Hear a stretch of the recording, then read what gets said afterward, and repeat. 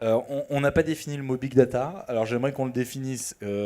Si on tape sur internet big data définition, qu'est-ce qui tombe? Et une définition, on va dire, un peu plus experte de la part de quelqu'un qui passe plus de temps à en faire qu'à en parler.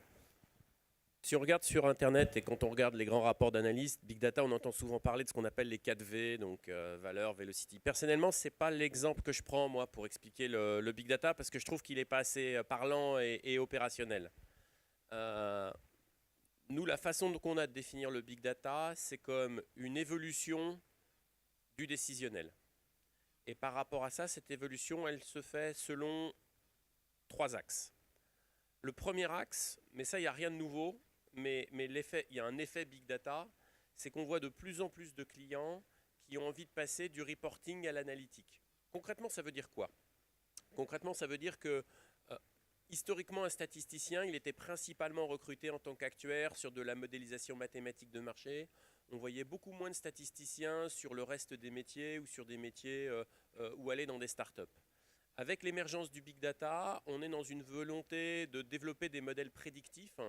Et en fait, ça a généralisé les attentes des clients vis-à-vis de ce type de modèle prédictif. Et ça a à l'évidence aussi un impact sur le type d'architecture qu'on met derrière. Je vais essayer dans mon intervention de montrer en quoi ça impacte aussi des nouvelles façons de travailler. Pour être très factuel, dans beaucoup d'entreprises, on avait plutôt des produits du style Business Object et Cognos, et seulement certains types d'entreprises utilisaient des produits du style SaaS ou Ware ou des produits de ce type.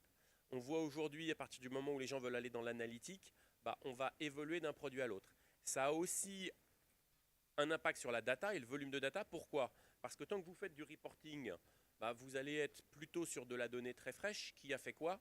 Dès que vous allez vouloir être sur du modèle prédictif, plus vous aurez une profondeur d'historique importante, mieux ce sera.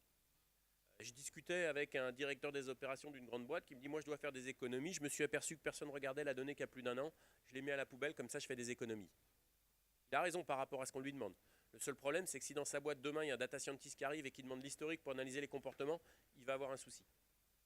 Mais là encore, tant que le besoin n'est pas avéré, on n'éprouve pas forcément ce besoin de préserver la donnée historique.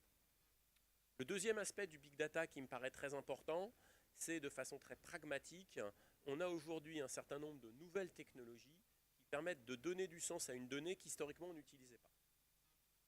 Et donc, on peut gérer beaucoup plus de données. Là, je vais faire une petite parenthèse. Tous les clients avec lesquels on discute n'ont un vrai changement. Non, un vrai. Ah oui, c'est mieux. Non, un vrai changement, mais je parle fort ceci dit. Non, un vrai changement du volume de données que quand ils se mettent à traiter de capteurs. Mais capteurs au sens générique du terme. Ce que je veux dire par là, c'est que tous les clients qui ont un décisionnel et qui travaillent de la même façon n'ont pas une explosion de la donnée.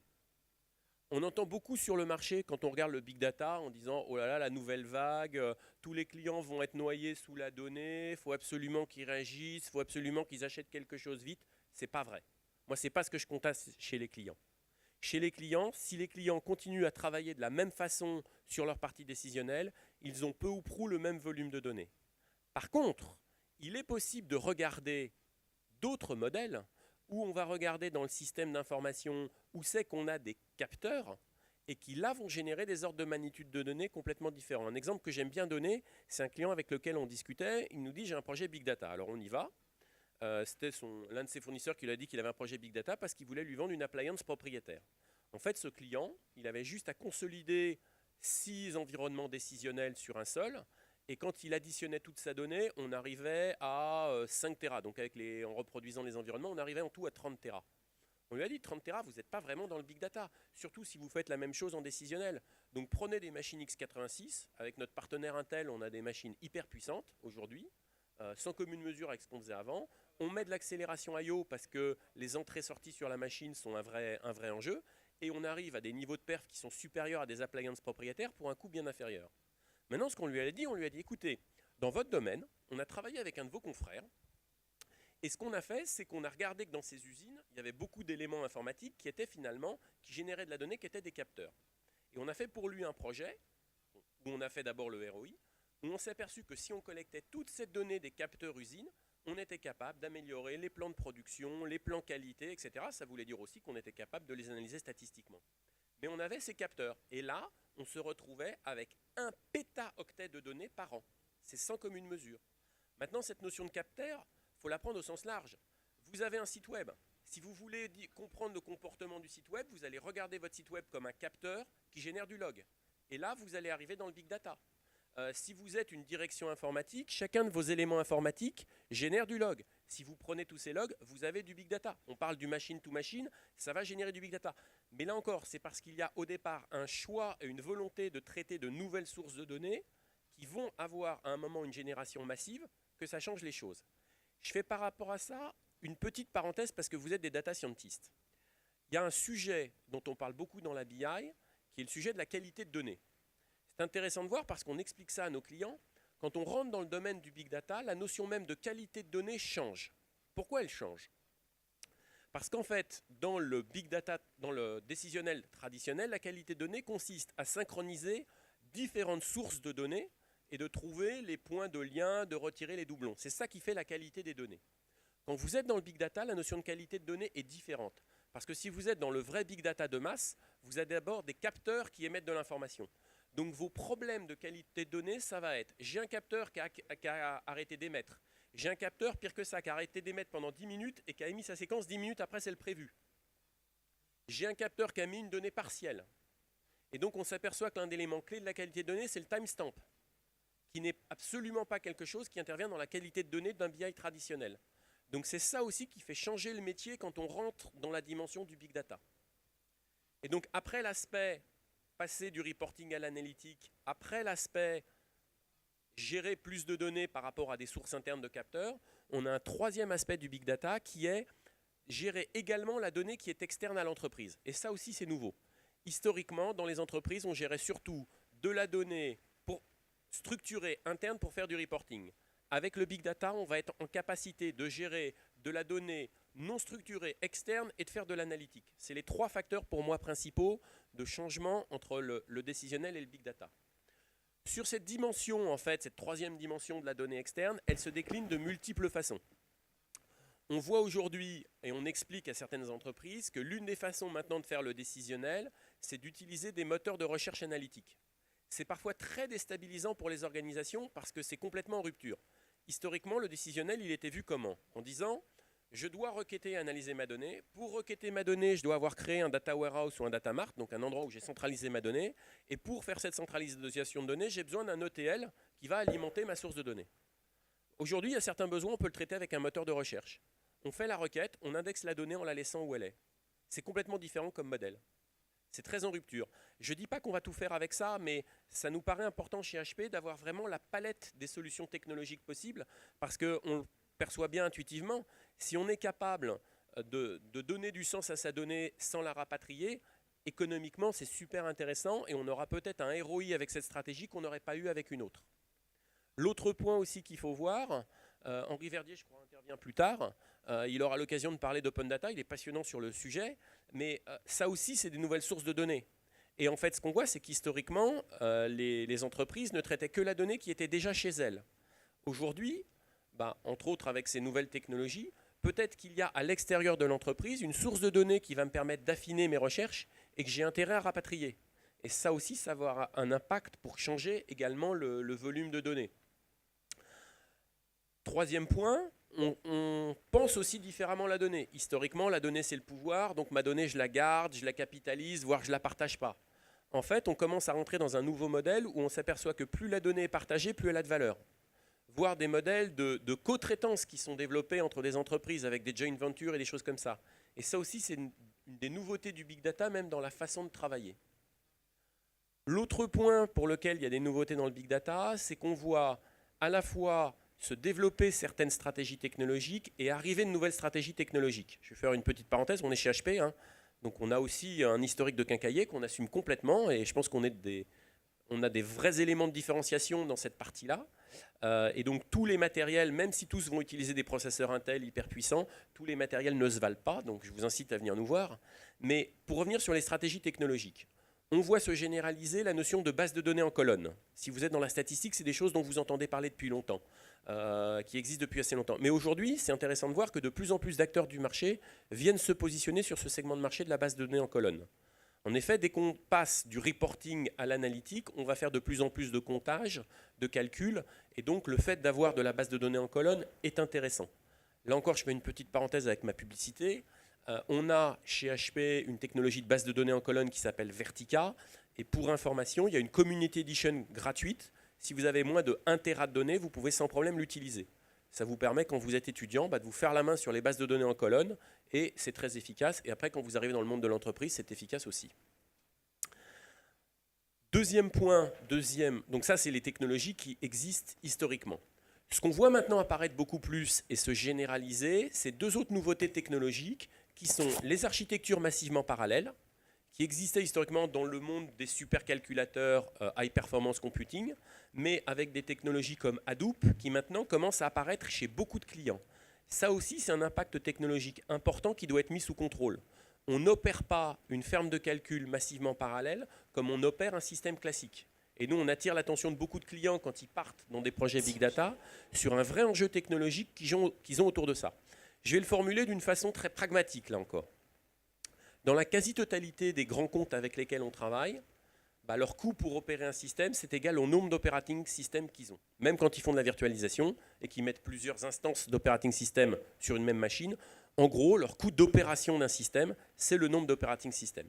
Le jour où vous faites une architecture massivement parallèle, avec par exemple du Hadoop, mais je pourrais donner plein d'autres produits, c'est le cas avec MongoDB, c'est le cas avec Vertica, c'est le cas avec les nouveaux produits de SaaS, il y en a de plus en plus. Si vous déployez une ferme qui fait ne serait-ce que 50 serveurs, si votre coût d'opération, de maintien en condition opérationnelle de ces 50 serveurs, c'est 50 fois le coût d'un OS unitaire, vous perdez tout l'intérêt du modèle économique. Donc vous devez être capable, au niveau des équipes de production, de gérer l'ensemble de ces 50 systèmes comme un seul système. Et ça, c'est pas évident. Donc chez HP, c'est des choses qu'on maîtrise, sur lesquelles il y a des outillages, et c'est des points que parfois les gens omettent quand ils parlent de Big Data, et qui ne leur permettent pas de tirer pleinement parti de ce type de stratégie. Autre type de technologie qu'on voit apparaître de plus en plus dans le Big Data, et dont on parle beaucoup, c'est les technologies in-memory, les technologies en mémoire. En fait, pour faire un ratio, quand vous accédez aujourd'hui à de la donnée qui est sur un disque, on a de plus en plus de la contention sur les entrées-sorties. Si vous êtes statisticien, vous devez régulièrement vous plaindre de la performance, mais qui est liée en général pas aux processeurs. Les processeurs, ils sont hyper puissants. Là, on a fait le test pour un client avec une machine Intel quadriprocesseur. On remplaçait l'ensemble de son mainframe en multipliant la puissance par 50. Donc par rapport à ce qu'on faisait historiquement en processeur, c'est sans commune mesure. Mais en fait, ce qu'il faut bien voir, c'est que dans les 20 dernières années, la puissance des processeurs, elle a fait x500. La capacité de la bande passante réseau, elle a fait x1000, mais le temps d'accès à la donnée sur disque dans le même temps a été divisé par 200. Pourquoi elle a été divisée par 200 ? Parce que la taille des disques des galettes s'est accrue, mais la technologie à l'intérieur d'une galette physique pour accéder à la donnée n'a pas changé. Et donc on s'aperçoit que dans quasiment toutes les architectures traditionnelles, le point de contention, c'est justement ces entrées-sorties. Donc toutes les technologies que j'ai évoquées, le massivement parallèle, le in-memory, les bases de données en colonne, ont pour objet de solutionner ce point de contention I/O. On peut aussi le solutionner avec des nouvelles technologies, ce qu'on appelle les technologies flash, où on va utiliser en quelque sorte des technologies qui s'apparentent plus à des technologies mémoire, il n'y a plus de pièces mécaniques, et on va être 50 fois plus rapide que d'accéder à un disque, et rien qu'avec ça, on peut lever des contentions et accélérer des configurations. Donc on a, là encore, quand on a des clients qui sont avec des problèmes de performance sur une architecture décisionnelle, parce que plus on va traiter de données, plus on va avoir de problèmes de performance, et on a parfois aussi des solutions très simples et en continuité pour permettre de les gérer. Ou alors l'utilisation de nouvelles technologies. Mais notre force, c'est d'aider les clients à qualifier les différentes choses. Autre point. S'il y a des questions dans la salle, on a dit qu'on prenait les questions. C'est aussi pour orienter la discussion, parce que je suis pas sûr que tout le monde ait le niveau technologique de bien comprendre les subtilités entre le in-memory, le multi-parallel processing, le HPC, etc. Globalement, il y a une rupture technologique qui est forte. Moi, ce que j'aimerais savoir, parce que HP, il faut quand même expliquer un truc très simple. À l'échelle de la France, à l'échelle de Paris, il doit y avoir une centaine de projets pilotes Big Data qui ont été faits en 2013.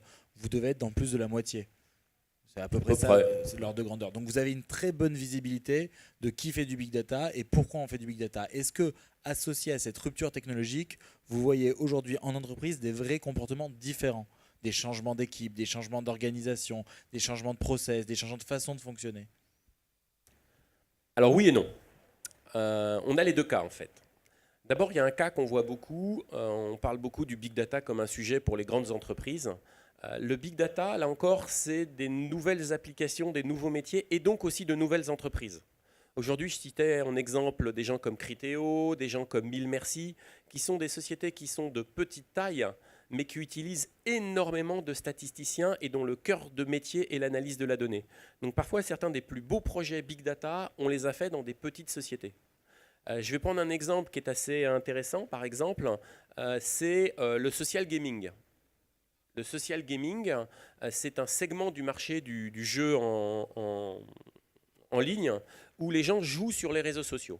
Tous les acteurs du social gaming sont sur des business models où ils vivent du micro-paiement.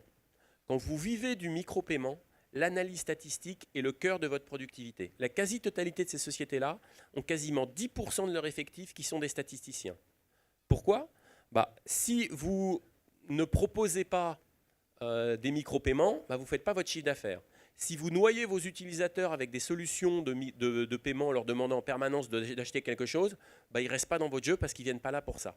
Là où vous gagnez de l'argent, c'est quand vous proposez à une personne le bon micro-paiement au bon moment. Et ce sont des nouveaux types de sociétés qui sont complètement organisées autour d'un modèle big data où 10% de l'effectif, c'est des statisticiens. Donc oui, c'est même pas un nouveau métier dans l'entreprise, c'est une nouvelle entreprise. C'est-à-dire on peut raisonner en disant, puisque le big data, c'est des nouveaux usages, est-ce que ces nouveaux usages peuvent être au cœur d'une entreprise? Et je suis persuadé qu'on verra dans les années qui viennent un certain nombre des data scientists qui étaient là aujourd'hui, qui demain vont monter leur boîte parce qu'ils auront l'idée d'une nouvelle façon de gérer une donnée qui va créer un nouveau marché. J'ai l'impression que, pour résumer, il y a une notion algorithmique qui est très forte sur la compétition des prix. C'est là où le big data peut vraiment apporter un avantage compétitif. Est-ce qu'il y a d'autres exemples pour lesquels il y a une vraie rupture dans l'entreprise? En fait, on est toujours sur... Alors ça peut être le politique. On va citer l'exemple du politique. Par exemple, qu'est-ce qu'on a fait avec les technologies HP? On a aidé les équipes de Barack Obama à permettre à Barack Obama d'être élu. Pourquoi? Parce qu'on est dans la personnalisation. Et c'est vrai que c'est un point parce que souvent les gens ont peur de l'analyse en disant « Ouh là là, on va être capable de comprendre ce que je fais ». Il faut bien comprendre qu'au départ, l'objectif, c'est d'être capable de délivrer du service personnalisé. Et ça, c'est assez générique. Ce n'est pas que du prix. Typiquement, ce qui s'est fait dans la campagne d'Obama, ils ont été capables d'analyser tous les réseaux sociaux, de comprendre les comportements et les attentes, et de développer des fiches de visite personnalisées pour chacun des membres du parti, en disant « Tu vas voir telle famille qui habite à tel endroit, voilà ce qu'ils pensent, voilà les messages précis et personnalisés que tu dois leur donner pour les convaincre. » Alors, on peut le voir comme de la manipulation, mais c'est très basiquement de la personnalisation. C'est-à-dire on n'oblige personne à voter, sauf qu'on est capable de comprendre quelles sont les réticences de chacun et d'être capable d'avoir un meilleur discours plus efficace. Et ça, c'est général. C'est en ça où il y a aussi un lien avec la politique. Il s'agit de comprendre et de personnaliser. On arrive aujourd'hui avec le big data dans un domaine où on est capable de personnaliser. Alors oui, s'il n'y a pas l'éthique qui va avec, ça fait peur. Mais après, il faut mettre les barrières éthiques. Mais je vois personnellement, et là je parle de mon cas personnel, ce qui m'énerve, c'est quand je reçois des masses d'emails dont je n'ai rien à faire. Mais quand je reçois un email qui est complètement personnalisé, qui répond exactement à mes attentes, d'abord j'en reçois beaucoup moins, et ça ne me gêne pas forcément parce que ça correspond à quelque chose par rapport auquel je suis en recherche. Donc ça, c'est très important de l'expliquer, parce que si on n'explique pas ça, tout l'aspect de personnalisation, ça apparaît comme du Big Brother et ça fait peur. Après, il faut le faire avec un minimum de règles d'éthique, mais c'est important. Et c'est là où on voit que ça peut être très vaste comme domaine d'adressage. Alors moi, il y a un exemple que tu viens de citer que j'utilise souvent dans mon argumentaire commercial. C'est l'exemple de la campagne d'Obama. Alors je ne savais pas que c'était HP qui était derrière sur la partie hardware, j'imagine. Mais par contre, je sais que c'est des indépendants. Il n'a pas décidé de travailler avec une société existante. Il a pris des gens qui étaient... on va avoir une...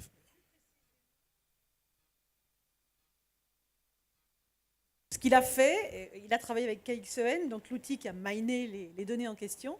Ce qu'il a fait, c'est au lieu de sous-traiter à une société de service le boulot, ce qu'a fait son adversaire, qui a perdu, lui, il a embauché les équipes pour le faire. Donc en fait, il s'est approprié le sujet. Et je crois que dans ce que vous avez dit, ce qui est très important, c'est que dans le cas particulier d'Obama, tout d'un coup, on crée un nouveau métier. La prochaine fois aux États-Unis, quand les élections auront lieu, c'est comme ça qu'elles sont faites. Et c'est ça que fait le big data. Je crois que c'est même plus fort que ça parce que McCain, lui, a non seulement utilisé une société dont on ne citera pas le nom, mais qui n'est pas partenaire de DataJob, donc ça nous arrange.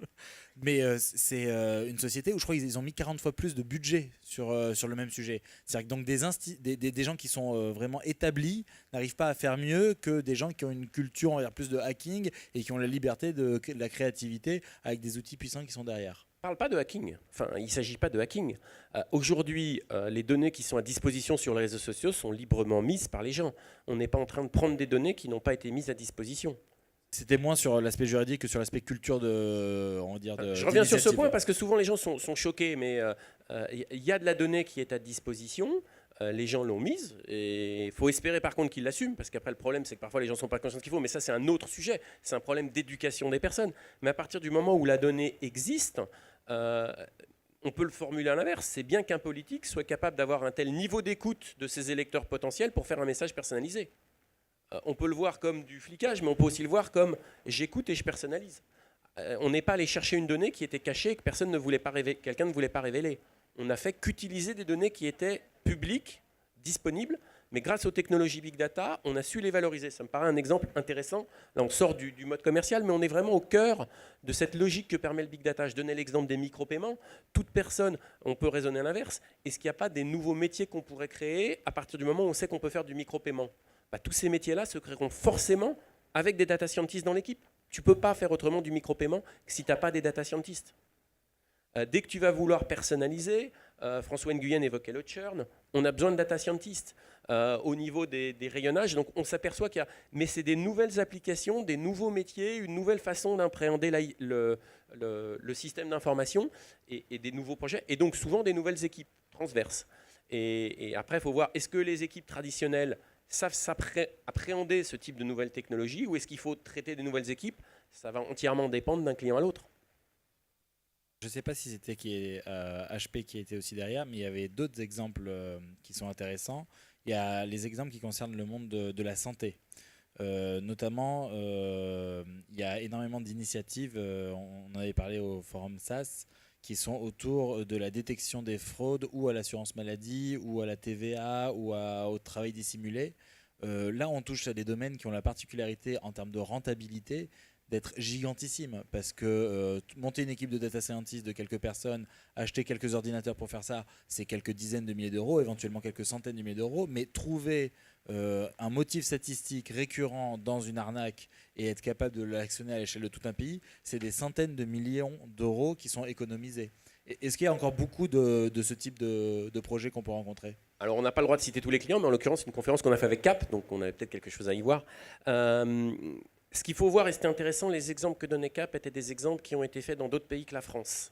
La CNIL joue quand même beaucoup, parce que même dans la détection de fraude, on arrive à des choses qui sont parfois surprenantes. C'est que trouver un fraudeur, ça veut dire à un moment avoir une analyse qui permet d'aller jusqu'à de l'information d'une personne identifiée. Or ça, par les règles de la CNIL, c'est normalement pas possible. On a parfois des choses très surprenantes. Je discutais avec quelqu'un d'un opérateur télécom qui me disait ils ont eu l'interdiction de délivrer un service qu'ils savaient délivrer, qui était de l'alerte tempête. Parce qu'ils étaient le seul opérateur capable de le faire, et ça a été perçu comme une disruption de concurrence, parce qu'ils étaient le seul à pouvoir dire, si vous êtes abonné chez nous, vous pouvez savoir si une tempête arrive, alors qu'on peut potentiellement sauver des vies, mais comme les autres opérateurs ne savaient pas le faire, ça a été perçu comme distorsion de concurrence, et on leur a interdit de proposer le service. Après, c'est tout un gradient, hein, mais... même si on comprend bien l'intérêt de la fraude, et le gouvernement a peut-être beaucoup d'argent à gagner à gérer la fraude, c'est aussi une culture, c'est aussi une volonté de mise en place, c'est aussi un changement d'habitude dans les équipes. Il faut bien voir, et là on en vient à un autre sujet qu'on aime beaucoup chez HP, sur lequel on bosse en particulier avec SAS, qui est tout l'aspect de la data visualisation. En fait, les statisticiens qui sont en place dans beaucoup de cas ont leurs habitudes de travail dans lesquelles ils codaient. Quand on code, on passe forcément du temps. La partie exploratoire pour savoir quelles sont les corrélations, on passe beaucoup de temps. il existe aujourd'hui toute une nouvelle génération de produits, un produit comme SAS Visual Analytics qui permet de voir immédiatement qu'est-ce qui est corrélé à quoi sur des assez grandes échelles. Ça change le métier du statisticien. Et il peut être beaucoup plus productif. Il ne va pas être au chômage. Au contraire, on va lui évacuer la partie qui est parfois la plus embêtante et la plus longue de son travail. En l'occurrence, c'est définir quels sont les bons ingrédients à mettre dans la recette.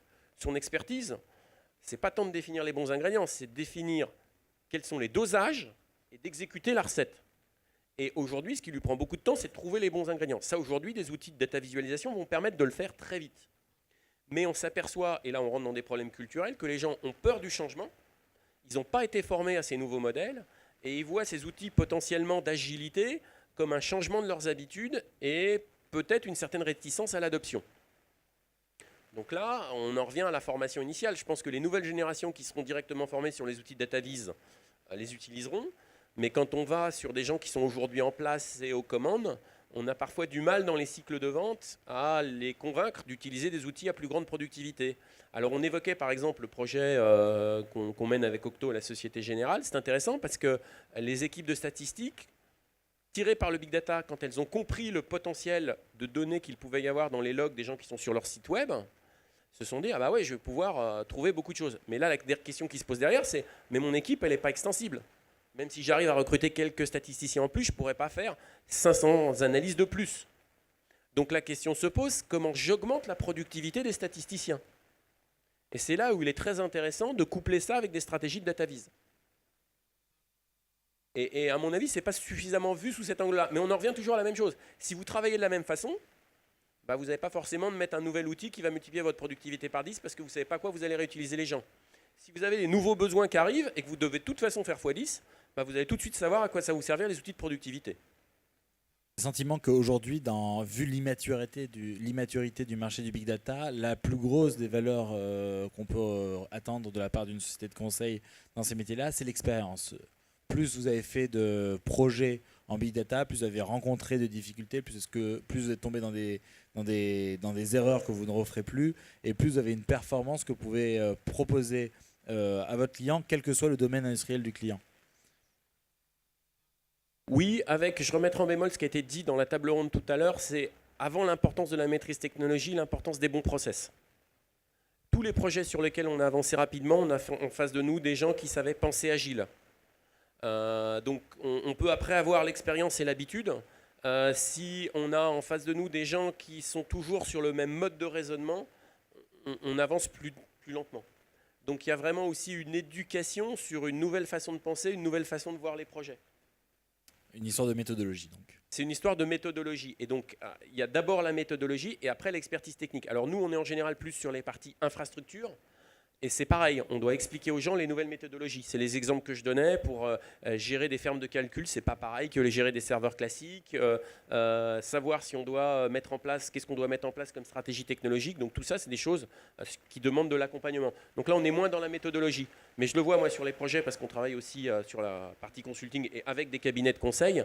Là où on va vite, c'est quand on a des gens qui sont des équipes un peu agiles et surtout qui allient métier, études, et architecture, là on va très vite. D'où les petites boîtes avec lesquelles on va vite, parce que dans les petites boîtes, c'est le cœur du métier et tout est aligné. Parfait. Merci beaucoup Didier pour cette belle présentation, cette interaction.